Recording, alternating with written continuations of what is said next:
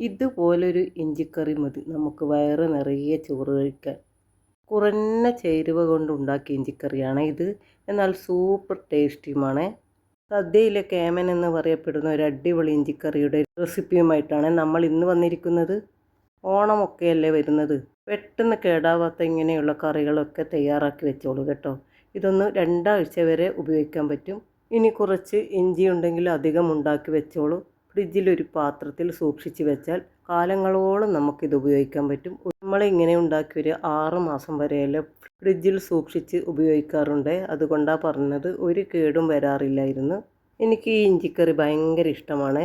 നമ്മൾ ഇഞ്ചിക്കറി ഉണ്ടാക്കാനായി എടുത്തത് ഒരു വലിയ കഷ്ണം ഇഞ്ചിയാണ്. ഒരു 50 ഗ്രാം ഉണ്ടാകും. അത് വളരെ പൊടിയായി അരിഞ്ഞ് കത്തി വെച്ച് അരിയുമ്പോൾ കുറേ സമയം പിടിക്കുന്നതുകൊണ്ട് നമ്മളിതങ്ങനെ ഇതുപോലെ ഒരു ചോപ്പർ ഉണ്ടെങ്കിൽ അതിലേക്കിട്ട് 2-3 തവണ ഇങ്ങനെ വലിച്ചാൽ മതി. നല്ല പൊടിയായി അരിഞ്ഞ് കിട്ടും. കറക്റ്റ് അളവിൽ തന്നെ കിട്ടും. കത്തിയോട് മുറിച്ച പോലെ തന്നെ കിട്ടിയിട്ടുണ്ട്.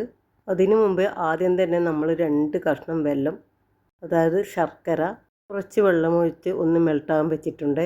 ശർക്കരയിൽ കല്ലോ മറ്റോ എന്തെങ്കിലും ഉണ്ടെങ്കിൽ നമുക്കത് അരിച്ചെടുത്താൽ മതി. പിന്നെ നമ്മളൊരു നാരങ്ങ വലുപ്പത്തിൽ പുളി കൂടി വെള്ളമൊഴിച്ച് കുതിരാൻ വെച്ചിട്ടുണ്ട്. ഒക്കെ റെഡിയാക്കി വെച്ചാൽ നമുക്ക് ഇഞ്ചിക്കറി പെട്ടെന്ന് ഉണ്ടാക്കിയെടുക്കാൻ പറ്റും.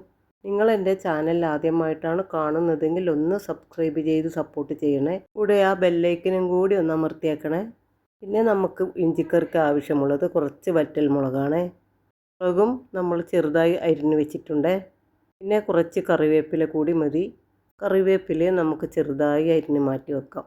എല്ലാം നല്ലവണ്ണം കഴുകി വൃത്തിയാക്കിയതാണ്. ഇതുപോലെ ഒരു ഇഞ്ചിക്കറി നിങ്ങൾ ഇതുവരെ ഉണ്ടാക്കിയിട്ടില്ലെങ്കിൽ ഉണ്ടാക്കി നോക്കണേ. നല്ല ടേസ്റ്റി ആയിരുന്നു എല്ലാം വെന്ത് വന്നപ്പോൾ. പിന്നെ കുറച്ച് സമയം പിടിക്കും. സാധാരണ ഇഞ്ചിക്കറി പോലെയല്ല. സാധാരണ നമ്മൾ ഇഞ്ചിക്കറി ഉണ്ടാക്കാറ്, അതായത് ഞാൻ ഉണ്ടാക്കാറ്, ഇഞ്ചിയൊക്കെ നല്ലവണ്ണം വെളിച്ചെണ്ണയിൽ വഴറ്റി അത് മിക്സിയിൽ അരച്ചെടുത്തിട്ടാണ് ഉണ്ടാക്കാറ്. ഇതങ്ങനെയല്ല ഉണ്ടാക്കിയത്. ഇഞ്ചി നേരിട്ട് തന്നെ വെളിച്ചെണ്ണയിൽ വഴറ്റി ഇഞ്ചി വേവുന്നത് വരെ വറ്റിക്കുകയാണ് ചെയ്തത്. അതുകൊണ്ടാണ് പറഞ്ഞത് കുറച്ച് സമയം ഈ ഇഞ്ചിപ്പുളിക്ക് വേണ്ടി വരും. ശർക്കരയൊക്കെ നല്ലവണ്ണം മെൽട്ടായി വരുമ്പോഴേക്കും നമുക്ക് പുളി നല്ല രീതിയിൽ തന്നെ പിഴിഞ്ഞെടുക്കണേ.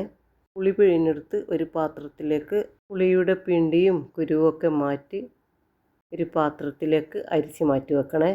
അപ്പോഴൊക്കെ നമ്മൾ ശർക്കരയും റെഡി ആയിട്ടുണ്ട്. അതും ഒരു പാത്രത്തിലേക്ക് അരിച്ച് മാറ്റി വെച്ചാൽ മതി. പിന്നെ പറയാൻ വിട്ടുപോയതാണ്, നമ്മൾ 2-3 ചെറിയ പച്ചമുളക് ചെറിയ രീതിയിൽ അരിഞ്ഞു മാറ്റി വെച്ചിട്ടുണ്ടായിരുന്നേ. ഈ പുളിയിഞ്ചിയിൽ നമ്മൾ കൂടുതൽ മുളക് പൊടി ചേർക്കുന്നില്ല. അതുകൊണ്ട് മാത്രമാണ് പച്ചമുളക് ചേർക്കുന്നത്.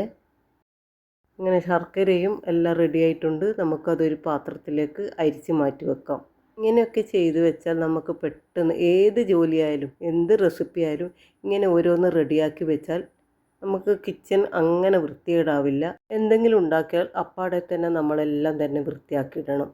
എന്നാലല്ലേ നമുക്ക് അടുക്കളയിൽ നിന്ന് ഒരു വൃത്തിയിൽ പണിയെടുക്കാൻ തന്നെ തോന്നും. അല്ലാണ്ട് ആകെ ഒരു ടെൻഷനായിരിക്കും. എല്ലാ പാത്രങ്ങളും ഒന്നരപ്പാടെ ഇങ്ങനെ നിരത്തി വെച്ച് കാണുമ്പോൾ എൻ്റെ സ്വഭാവമാണ് ഞാൻ പറയുന്നത്. എനിക്ക് തീരെ അങ്ങനെ ഇഷ്ടമല്ല. പിന്നെ നമ്മളൊരു ചട്ടി വെച്ച് അതിലേക്ക് വെളിച്ചെണ്ണയാണ് ഒഴിച്ചു കൊടുത്തത്. വെളിച്ചെണ്ണ ഒഴിച്ച് നമ്മൾ അരിഞ്ഞു വെച്ച ഇഞ്ചി നല്ലവണ്ണം മൂക്കെ വറുത്തെടുക്കണേ. പച്ചമണം മാറുന്നത് വരെ വറുത്തെടുക്കണം. പിന്നെ അതിലേക്ക് നമ്മൾ പച്ചമുളക് കൂടി ചേർത്ത് കൊടുത്ത് പിന്നെ വറ്റൽ മുളകും കറിവേപ്പിലയും ഒക്കെ എല്ലാം ചേർത്ത് വീണ്ടും നല്ലവണ്ണം വഴറ്റിയെടുക്കണേ. ഈ പുളിയിഞ്ചി കുറച്ച് ഗ്യാസ് നഷ്ടമാകുന്ന ഒരു കാര്യമാണ്.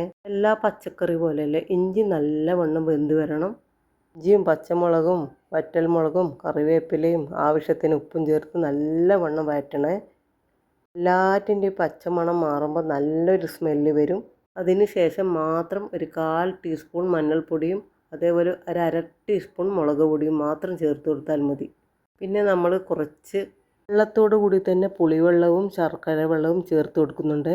അതായത് ഇഞ്ചി നല്ലവണ്ണം ആ ശർക്കര വെള്ളത്തിലും പുളിവെള്ളത്തിലും വെന്ത് കുറുകി വരേണ്ടതാണ്. ഇഞ്ചിയൊക്കെ നല്ലവണ്ണം വെന്തില്ലെങ്കിൽ പിന്നെ ഇഞ്ചിൻ്റെ ഒരു പച്ച കുത്തലുണ്ടാവും. അതുകൊണ്ടാണ് പറയുന്നത്. ഇത് അറിയാത്തവർക്ക് വേണ്ടി മാത്രം പറയുന്നതാണ്. പിന്നെ അതിലേക്ക് നമ്മൾ കുറച്ച് ഉലുവ പൊടിച്ചത് കൂടി ചേർത്ത് കൊടുത്തിട്ടുണ്ട്. വീണ്ടും നല്ലവണ്ണം വഴറ്റി എല്ലാം നല്ലവണ്ണം വഴറ്റി പച്ചമണം മാറുന്നത് വരെ വഴറ്റി കൊടുക്കണം. അതിന് ശേഷം മാത്രമേ പുളിവെള്ളം ചേർത്ത് കൊടുക്കാൻ പാടുള്ളൂ. നിങ്ങൾ എൻ്റെ വീഡിയോ ആദ്യമായിട്ടാണ് കാണുന്നതെങ്കിൽ ഒന്ന് ലൈക്കും കമൻറ്റും ഷെയറും എല്ലാം ഒന്ന് ചെയ്തേക്കണേ. അങ്ങനെ എല്ലാ പച്ചമണമൊക്കെ മാറി നമ്മൾ അതിലേക്ക് പുളിവെള്ളമാണ് ആദ്യം ചേർത്ത് കൊടുത്തത്. പുളിവെള്ളം ഒഴിച്ചതിന് ശേഷം ഒന്ന് മൂടി വെച്ച് ഒരു തിള വരുന്നവരെ നമുക്ക് കാത്തിരിക്കാം. അതിന് ശേഷം നമുക്കതിലേക്ക് ശർക്കര ഉരുക്കിയ പാനി ചേർത്ത് കൊടുക്കാം. ഇതേ രീതിയിൽ കട്ടിയില്ലാതെ വേണം പുളിവെള്ളവും ശർക്കര പാനിയും എല്ലാം ചേർത്ത് കൊടുക്കാം. എന്നാൽ ഇഞ്ചിയും പച്ചമുളകും കറിവേപ്പിലയും വറ്റൽമുളകും എല്ലാം നന്നായി വെന്ത് കിട്ടും. അതാ പറഞ്ഞത്, കുറച്ച് ഗ്യാസിൻ്റെ ചിലവ് കൂടുതലാണ് ഇതിന്. പക്ഷേ ടേസ്റ്റ് ആണെങ്കിൽ അപാരം തന്നെയാണ്. ഇതേപോലെ ഇതുവരെ ആരും ഉണ്ടാക്കാത്തവരുണ്ടെങ്കിൽ തീർച്ചയായും ഒന്ന് ഉണ്ടാക്കി നോക്കി എനിക്ക് കമൻറ്റ് ചെയ്യണേ. അങ്ങനെ നമ്മളെ ഇഞ്ചിക്കറി ഇത് കുറുകി വരുന്നുണ്ട്. ഇങ്ങനെയൊന്നും പോരാ, നല്ലവണ്ണം കുറുകി വരട്ടെ. ഇനി ഗ്യാസ് ഒന്ന് കുറച്ച് വെച്ച് കൊടുത്ത് നമുക്ക് മറ്റുള്ള എന്തെങ്കിലും ജോലിയൊക്കെ ചെയ്യാം. ഇത് നോക്കിയിരിക്കാനൊന്നും നമുക്ക് സമയമില്ല. മറ്റുള്ള പണികളൊക്കെ തീർത്ത് വരുമ്പോഴേക്കും ഇതൊക്കെ നല്ല വറ്റി കുറുകി വരും. ഇനി നമ്മൾ അതിലേക്ക് ചേർത്ത് കൊടുത്തത് കുറച്ച് കായ പൗഡറാണ്. അത് തീർച്ചയായും ചേർത്ത് കൊടുക്കേണ്ടതാണ്. അതിൻ്റെ ടേസ്റ്റ് ഒന്ന് വേറെ തന്നെയാണ്. നമ്മളെ പുളിയിഞ്ചി ഏകദേശം കുറുകി വരുന്നുണ്ട്. നല്ല സ്മെല്ലും വരുന്നുണ്ട്. ശർക്കരൻ്റെയും ഇഞ്ചിയുടെയും വെളിച്ചെണ്ണയുടെയും എല്ലാ മസാലക്കൂട്ടിൻ്റെയും നല്ലൊരു സ്മെല്ല് വരുന്നുണ്ട്. ഇന്ന് എന്തായാലും കുറച്ച് ചോറ് അധികം വെക്കേണ്ടി വരും.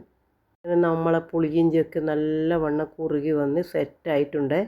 എണ്ണയൊക്കെ നല്ലവണ്ണം തെളിഞ്ഞ് വന്നിട്ടുണ്ട്. ഇതാണ് ശരിയായ ടെക്സ്ചറ് ഇതിൻ്റെ. അങ്ങനെ നമ്മളെ ഇഞ്ചിക്കറിയൊക്കെ റെഡിയായി വന്നിട്ടുണ്ട്. ഇന്നത്തെ വീഡിയോ ഇത്രയേ ഉള്ളൂ. നാളെ നല്ലൊരു റെസിപ്പിയുമായി വീണ്ടും വരുന്നത് വരെ തൽക്കാലം നമ്മൾ പോകുന്നു. Tata, bye bye.